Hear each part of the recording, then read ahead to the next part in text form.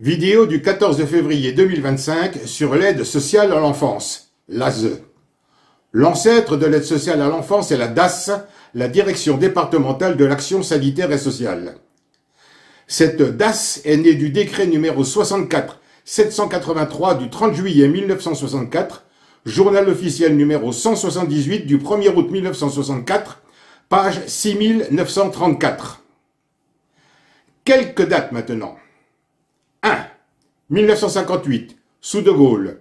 L'État se donne une mission d'assistance aux mineurs, quelle que soit leur situation et leur statut. L'ordonnance du 23 décembre définit les conditions de la protection judiciaire de l'enfance. Le juge des enfants peut mettre en œuvre des mesures dites d'assistance éducative pour protéger les enfants, dans le but d'éviter la dégradation de la situation et l'entrée dans la délinquance. 2. 1959. Encore sous De Gaulle. Apparition des bases juridiques de la pratique de l'assistance éducative en milieu ouvert, AEMO. Un décret publié en janvier de cette année précise que le directeur départemental des affaires sanitaires et sociales exerce une action préventive auprès des familles dont les conditions d'existence risquent de mettre en danger la santé, la sécurité, la moralité ou l'éducation de leurs enfants. 3. 1964, toujours sous De Gaulle. Création des directions départementales de l'action sanitaire et sociale. 4. 1970, sous Pompidou.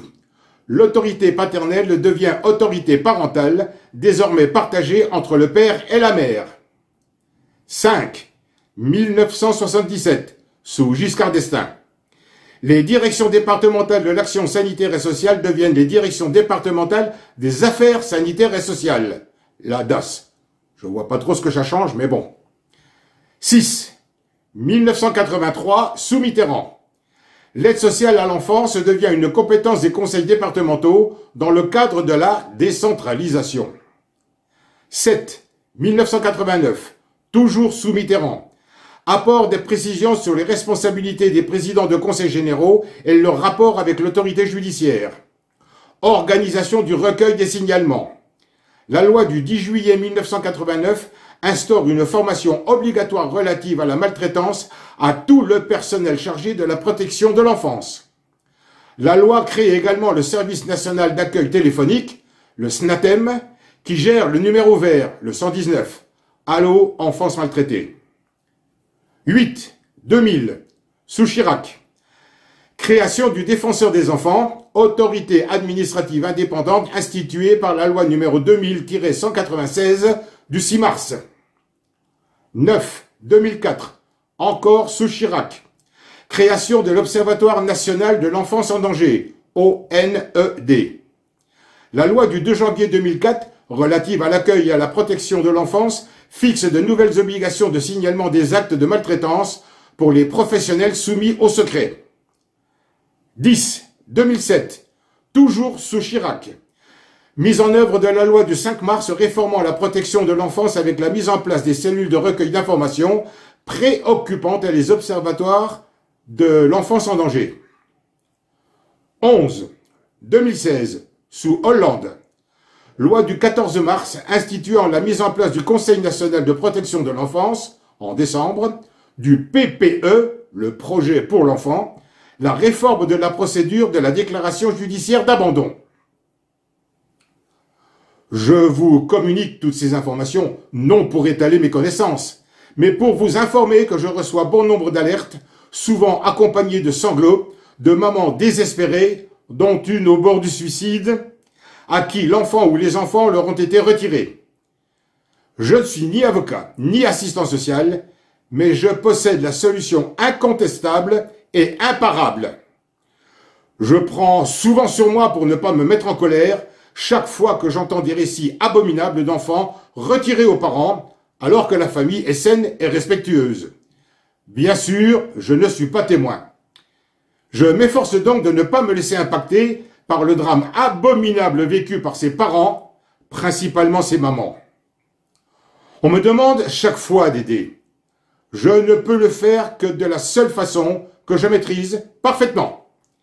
L'absence de la Constitution du 4 octobre 1958, mort-né du fait de la violation de la séparation des pouvoirs, contenue en son article 65, déclenchant automatiquement l'article 16 de la Déclaration des droits de l'homme et du citoyen du 26 août 1789, contenu dans le préambule de la dite Constitution, fait que toutes les lois et décrets pondus depuis le 4 octobre 1958 sont tous nuls et non avenus. La France n'est jamais entrée dans l'ère de la Ve République. La situation juridique est simple pour toutes les mamans concernées par les agissements de l'aide sociale à l'enfance. De ce que j'ai compris, c'est que nous sommes face à une institution qui, outre le malheur installé dans les familles, fait du fric sur l'enfance soi-disant en détresse familiale. Le discours de la sénatrice socialiste Laurence Rossignol, le 5 avril 2013 sur France 2, est une insulte à la famille. Définition du verbe appartenir. Faire partie d'un ensemble, d'un groupement. Exemple, appartenir à une famille illustre.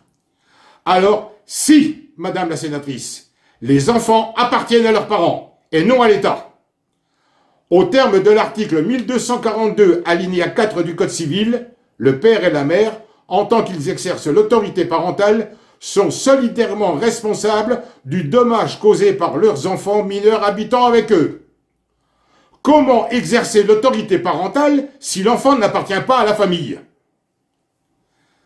Maman de France victime de l'ASE, plutôt que de rester isolée, enfermée dans votre problématique que je comprends, que je partage, la vivant moi-même mais pour d'autres raisons.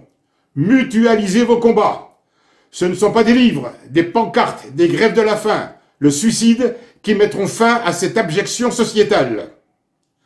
En dénonçant officiellement et massivement l'absence de constitution, vous portez un coup fatal à l'oligarchie franc-maçonne criminelle corrompue au pouvoir. Elle détient tous les pouvoirs pour nuire, toujours plus. C'est une dictature pédocriminelle sans foi ni loi, sans état d'âme. Alertez autour de vous que sans constitution, l'ASE est illégal parce qu'il est légitime. C'est le seul moyen légal et légitime pour défendre votre cause. Disposé à vous rencontrer, je suis en mesure de vous communiquer l'arme juridique absolue.